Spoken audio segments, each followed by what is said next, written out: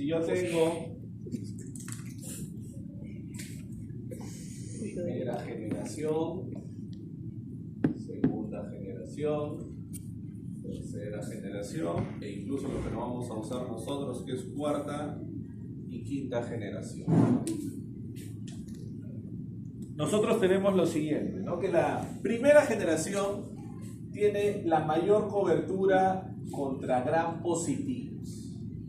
Su cobertura contra gram negativos es pequeña y, vamos a ponerlo con otro color, tiene la máxima cobertura contra anaerobios, ¿no? Haciendo énfasis obviamente en los anaerobios presentes en la cavidad oral, ¿no? La mayor cobertura contra anaerobios.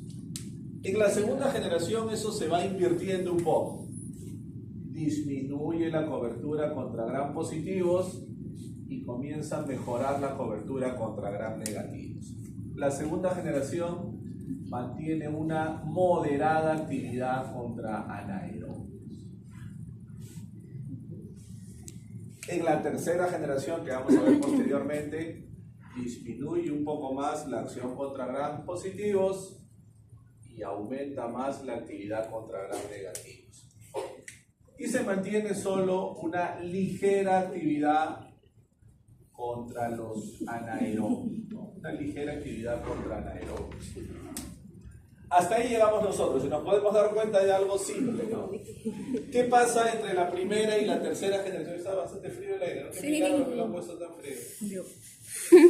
Claro. Sí, vamos, ahí está, el 25 está ahí. ¿Qué podemos ver entre la primera y la tercera generación? Que conforme avanza la generación, la cobertura contra gram positivos va disminuyendo, pero la cobertura contra gram negativos va aumentando. Entre primera y tercera generación podemos ver eso. ¿Y qué pasa con la cobertura contra anaerobios?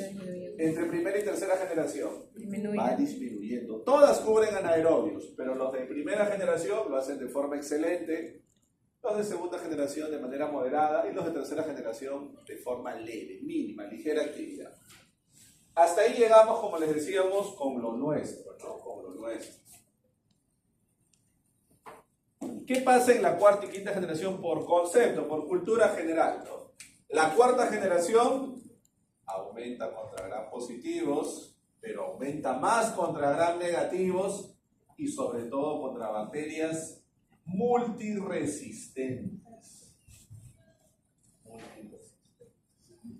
La quinta generación aumenta más contra gram positivos, se mantiene contra gram negativos y también contra multiresistentes. Si yo quisiera diferenciar un poco entre cuarta y quinta generación, que realmente son bastante parecidas, diríamos que en la cuarta predomina un poco más la acción contra gram negativas y en la quinta un poco más la acción contra gram positivas, ¿no? Pero tienen amplia cobertura, son antibióticos de amplio espectro contra bacterias multiresistentes. Staphylococcus aureus resistente a meticilina, Klebsiella, Shigella, Pseudomonas multiresistentes, ¿no? Y como les decíamos, esto no vamos a usar en odontología. ¿Sí? ¿Está claro, Jorge? Para tener esa idea general. Veamos entonces la segunda generación. Como decíamos, la segunda generación, su acción contra gram positivos va disminuyendo y mantiene todavía una moderada actividad contra anaerobios. Vamos a ver solamente dos representantes de la segunda generación. El primero de ellos es Cefaclor. Cefaclor es un antibiótico exclusivamente disponible para vía oral. Solo disponible para vía oral. Tiene buena absorción, incluso en presencia de alimentos.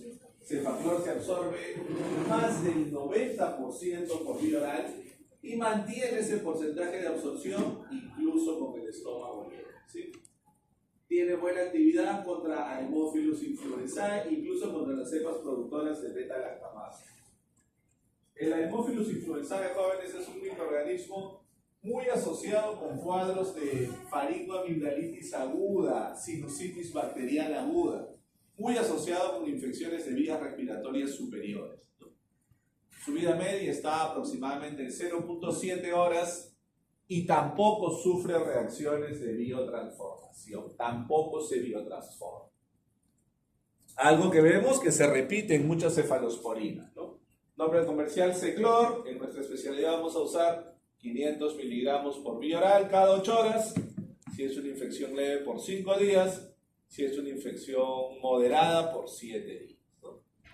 Y el otro agente de segunda generación es la cefuroxima, que sí es un poco más versátil, ¿no? La cefuroxima tiene vía oral y también tiene vía inyectable. Puede ser intramuscular o intravenosa. Si hablamos de la vía oral, tiene muy buena absorción en presencia de alimentos, similar al caso anterior, alrededor del 90% de absorción, que se mantiene incluso con el estómago lleno, ¿no? Cefuroxima tiene buena actividad contra este patógeno que decíamos causa infecciones respiratorias superiores, mantiene una buena actividad contra estafilococos y también contra estreptococos, que es de interés para nosotros, ¿no? Sobre todo ese famoso Streptococcus anginosus, que les decíamos que está muy presente en la rápida progresión de las infecciones odontogénicas. Su tiempo de vida media es 1.2 horas aproximadamente y no sufre reacciones de biotransformación, ¿no? Estamos viendo que la mayoría no sufre reacciones de biotransformación o las sufre en forma mínima, ¿no? Ligeramente. El nombre comercial acá es Sinat. Las tabletas son de 500 miligramos que vamos a usar para infecciones leves a moderadas cada 12 horas, 2 veces al día. Y para el caso de infecciones moderadas a severas, la presentación de 750 miligramos que vemos acá, ¿no? La mayoría de cefalosporinas, doctores, por no decir todas, vienen en polvo para reconstituir, ¿no? Significa que viene en polvo al cual yo le debo colocar un diluyente, se forma en la solución y eso se coloca en el organismo del paciente. Para infecciones moderadas a severas, de 750 miligramos hasta 1.5 gramos, intramuscular o intravenoso cada 8 horas por 7 a 10 días. Y aquí vemos, antes de pasar a la tercera generación, la fórmula que les decía hace un momento. Cuando nosotros tenemos, existe una fórmula, ¿no?, que se aplica solamente para antibióticos que tienen tiempo de vida media corta. La fórmula me dice, ¿cuál será el intervalo entre dosis solamente aplicado para antibióticos que tienen un tiempo de vida media corto, menor o igual de 2 horas?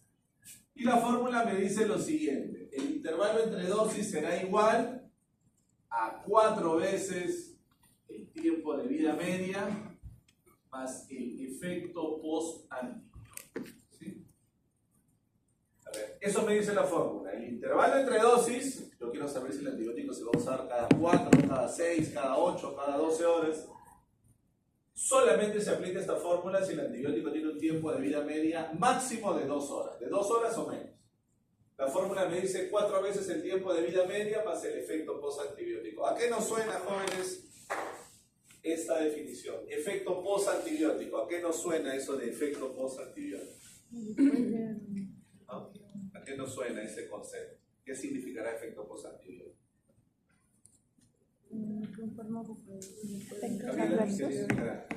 ¿Ah? Efecto adverso. No, es algo bueno, porque eso me permite extender la duración del efecto, ¿no? ¿Qué será el efecto postantibiótico? Su concentración máxima. No, porque no es una concentración, es un efecto. ¿Han visto alguna explicación así muy burda para que se entiende mejor, ¿no? ¿Han visto, por ejemplo, la publicidad de estos productos para eliminar insectos? Cucarachas, Raid, ¿no han visto? ¿Qué dice el Raid? Claro, que colocamos una sola vez y se mantiene, y sigue matando, y sigue matando. Algo así es el efecto postantibiótico. Formalmente el efecto postantibiótico es la capacidad que tiene un antibiótico de continuar destruyendo bacterias, incluso cuando sus concentraciones ya son muy bajas o se está eliminando del organismo. Es una capacidad máxima que tiene el antibiótico. Se puede deber, como dice Vanessa, a que de repente es un antibiótico que dio una sola dosis al día, una dosis muy alta, y esa dosis permite que el antibiótico se acumule en los macrófagos, en los neutrófilos, se elimina del organismo, pero ya se quedó acumulado en las células del sistema inmune. Entonces, es esa capacidad que tiene el antibiótico, que la podemos medir en horas, para, a pesar de que ya se está eliminando del cuerpo, continúa eliminando bacterias. Por ejemplo, ¿no?, yo quiero calcular intervalo entre dosis, por ejemplo, para amoxicilina. Yo digo, ¿Amoxicilina cumple esto? Sí, ¿no? Vimos en la mañana. ¿Cuál es el tiempo de vida media de amoxicilina? Versus aporte. ¿Cuál es el tiempo de vida media? 1.2 a 1.5 horas. Yo digo, 4 veces el tiempo de vida media. 1.5 horas. Más efecto postantibiótico. Ojo que el efecto postantibiótico es muy variable. Algunos antibióticos pueden tener 30 minutos, 1 hora, 1 hora y media, 2 horas. Algunos pueden tener 6 horas, 8 horas, 10 horas. Para el caso particular de la amoxicilina, el tiempo de vida media está alrededor de 45 a 60 minutos. Pongamos aproximadamente 1 hora. Yo digo, 4 por 1.5, ¿cuánto me sale?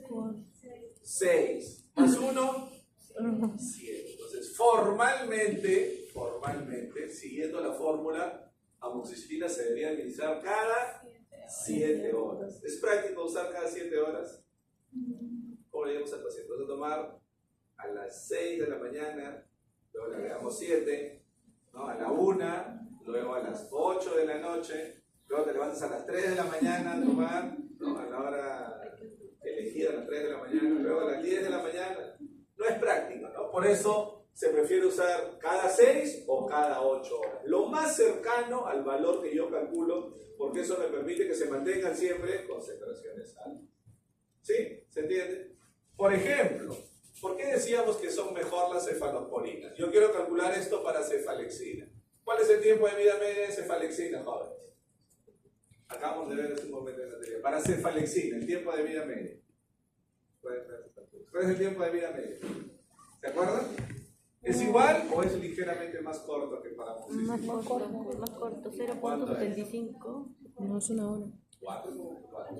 ¿Cefalexina? 1 hora. Para cefalexina. 1 hora. 1 hora. El tiempo de vida media para cefalexina es 1 hora. Yo digo 4 por 1 hora.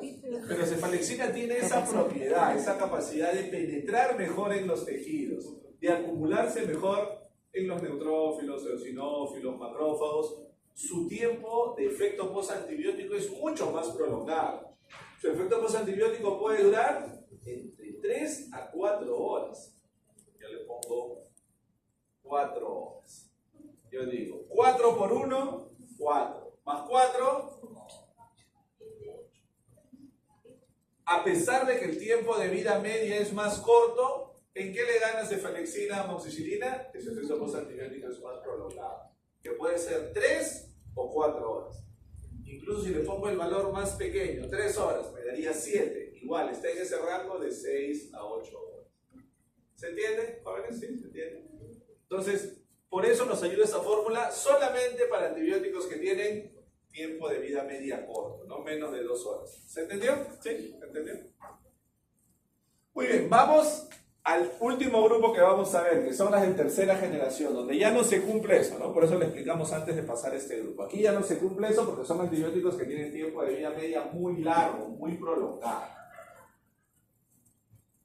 Vamos a tener que tiene muy buena actividad, como hemos visto, contra bacterias gram negativas. La tercera generación dirige su actividad contra bacterias gram negativas. ¿Cuál nos suena conocida de esas bacterias que vemos ahí? ¿Ah? Klebsiella, que ya hablamos hace un momento, Klebsiella que causa neumonía intrahospitalaria, neumonía asociada a ventilación mecánica. ¿Cuál más nos suena conocida? Escherichia coli, que puede causar infecciones digestivas, infecciones del tracto urinario. ¿Qué más? Influenza. Haemophilus influenzae, que decíamos, ¿qué produce? ¿Ah? Influenza, no. La influenza es un virus, no se confundan. La influenza es un virus. Por eso se tiene que quedar la mitad del salón para que refuercen bien, pues, para que no pasen esas cosas. Les acabamos de decir qué cosa causa la Haemophilus influenzae, ¿se acuerdan? Infecciones respiratorias altas, ¿no? Faringoamigdalitis, sinusitis, otitis. Neisseria gonorrea obviamente causa gonorrea. Existe un grupo dentro de la tercera generación que tiene buena actividad contra Pseudomonas aeruginosa. Lo importante de la tercera generación es que a pesar que como grupo se va reduciendo su actividad contra gram positivos, todavía mantienen buena actividad contra estreptococos del grupo viridans, que son muy frecuentes en infecciones odontogénicas, Y también Streptococcus pneumoniae, que obviamente es el causante de la neumonía, ¿no? Todavía recordemos, la tercera generación todavía, creo que esta letra que le he hecho, lo más chiquito que podía, es más grande que la letra que ponen algunos en sus diapositivas. Más chiquito no la podía hacer. Entonces, a pesar de que es leve, mantiene todavía actividad contra Streptococcus, Fusobacterium y otros anaerobios que están en las infecciones zoonóticas. Acá tenemos a uno que seguramente conocen, ¿no? ¿Conocen ceftriaxona, jóvenes? Un antibiótico de uso bastante frecuente, ¿no? Un antibiótico muy versátil en medicina. Se usa para infecciones, todo lo que hemos visto. Infecciones digestivas, infecciones urinarias, infecciones respiratorias superiores, respiratorias inferiores, tanto en pacientes ambulatorios como en pacientes hospitalizados, ¿no? Es solo inyectable. La ceftriaxona es solamente para vía inyectable, exclusivamente para vía inyectable. Su tiempo de vida media es de 8 horas, que es de todas las cefaloporinas que vamos a ver nosotros de las primeras 3 generaciones, la que tiene el tiempo de vida media más largo, más prolongado. 8 horas de tiempo de vida media y también un prolongadísimo efecto post-antibiótico. Aquí la eliminación es doble, aproximadamente el 60% se elimina por vía renal y el 40% luego de haber pasado metabolismo hepático fase 1 y fase 2 se elimina por vía biliar, ¿sí? El nombre comercial más conocido, el original, es el que vemos acá a la derecha, Rozepin, ¿sí? Rozepin. Viene en presentación de frasco ampolla de 1 gramo, ¿no? Como ven ustedes, justo acá dice lo que les comentaba. No sé si llegan a leer, jóvenes. Caja con frasco, ámpula. ¿Qué más dice? Con polvo y una ampolleta con diluyente. Usualmente los originales vienen así, ¿no? Vienen con su misma ampolla que yo coloco dentro del frasco, preparo la solución y eso se inyecta al paciente. Sin embargo, este Rozepin todavía es un poco costoso, ¿no? Es un poco costoso. Este original, cada frasco ampolla puede estar 60, 70 soles, ¿no? Hay opciones más económicas que pueden costar la mitad, como este Cefalogen, y que sí son antibióticos, particularmente este Cefalogen de Orofarma, sí ha hecho pruebas de equivalencia para demostrar que es similar al producto original. ¿Cuánto se utiliza? Para nosotros, si son infecciones moderadas de tipo febril, el paciente todavía está ambulatorio, vamos a usar 1 gramo por vía intramuscular cada 24 horas durante 7 días. Pero si es una infección severa que pone en peligro la vida del paciente, hay que hospitalizar al paciente y utilizaremos 2 gramos intravenoso al día, puede ser los 2 gramos juntos una vez al día, o podría ser 1 gramo cada 12 horas, por lo menos durante 10 días. ¿Qué ustedes creen? Por ejemplo, imagínense un paciente con una celulitis moderada de tipo febril, una celulitis muy grande. Necesito darle ceftriaxona. Le doy 1 gramo cada 24 horas por 7 días. Pero al tercer día yo veo que ya evolucionó favorablemente. Normalmente hacemos un control luego de 48 a 72 horas. Yo sé que el tratamiento para una infección moderada debe ser 7 días, pero yo lo controlo al tercer día y veo que el tamaño de la celulitis ya disminuyó por lo menos 50%. Ya no tiene fiebre, ya no tiene trismus, ha mejorado su apertura bucal. ¿Será necesario obligatoriamente seguir con la vía inyectable? ¿Con la vía inyectable? No. Si bien es cierto, es fácil recibir una sola inyección al día, hay que tratar de acortar y buscar la practicidad para el paciente, ¿no? Entonces, recuerden eso, yo hago mi primera evaluación luego de 48 a 72 horas. ¿Les va a pasar alguna vez que viene un paciente así, ¿no? Con la cara, con una celulitis, un absceso muy grande? Le damos el tratamiento, el paciente se va a su casa, ¿no? Pasaron 2 horas y nos llama, dice, no, doctora, ya me apliqué la inyección que me dijo, ya tomé la pastillita, pero mi cara sigue hinchada, doctora. El paciente piensa que el antibiótico va a ser magia, ¿no? Que con una dosis se va a bajar todo y la infección se va a solucionar. Hay que explicarle que hay que tener paciencia. El primer control lo debemos hacer a las 48, 72 horas. Son 3 cosas que nosotros debemos buscar, jóvenes, para pasar una terapia de inyectable a vía oral. 3 cosas. 3 objetivos terapéuticos, ¿sí? Primero, que el tamaño de la tumefacción haya reducido por lo menos el 50%, que por lo menos la tumefacción se haya reducido el 50%. Segundo, que haya desaparecido la fiebre, que ya no haya fiebre, si es que la hubo en un primer momento. Y también que haya desaparecido el trismus, o al menos que haya mejorado notablemente la apertura bucal. Si conseguimos eso, pasamos al equivalente oral. ¿Habrá ceftriaxona oral? Hemos dicho hace un momento. No, ceftriaxona es exclusivo para vía inyectable. Pero tiene un equivalente oral. La única cefalosporina de tercera generación que es vía oral se llama cefixime. Uy, se saltó el cefixime. Hoy no está cefixime. Lo ponemos acá entonces, no está en la presentación, se saltó el cefixime. Lo que pasa es que esta presentación es un poco más larga, pero por el tema de la clase hemos aportado algunas cositas, ¿no? Entonces, ¿cómo puedo continuar yo un tratamiento que inicié por vía inyectable con ceftriaxona? El paciente ha mejorado significativamente. Yo quiero pasarlo a la vía oral. La única cefalosporina de tercera generación disponible por vía oral es el cefixime, que lo tenemos con el nombre comercial Maxicef. ¿Sí? Maxicef.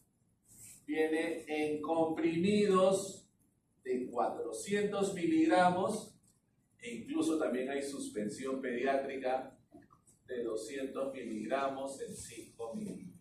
Entonces, es la única cefalosporina de tercera generación disponible para vía oral, ¿no?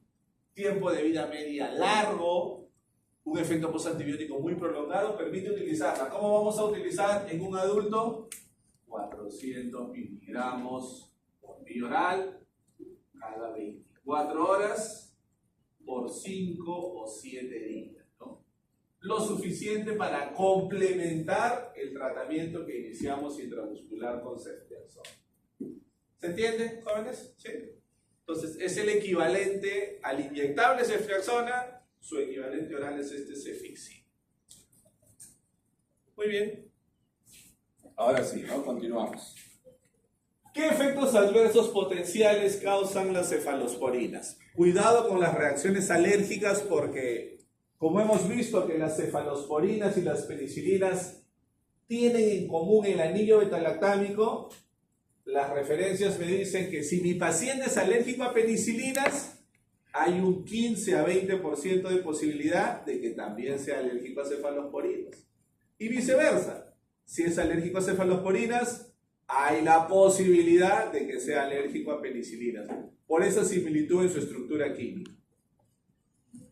Precaución con la nefrotoxicidad.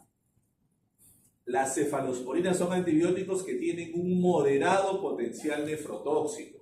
Mucho cuidado cuando tengamos que usarlas en los extremos de la vida, en un paciente pediátrico, en un adulto mayor. Mucho cuidado con la dosis. En alguien como ustedes, un adulto joven sano, no hay problema. Ustedes tienen una función renal mantenida, adecuada, normal. No hay problema, siempre y cuando respetemos la dosis máxima. Mucho cuidado en los extremos de la vida. Estará contraindicada en pacientes que ya tienen enfermedad renal. ¿Se acuerdan? No sé si han visto en fisio, ¿no? Fisio se han llevado bien. ¿Cuántos niveles de enfermedad renal hay? ¿Se acuerdan?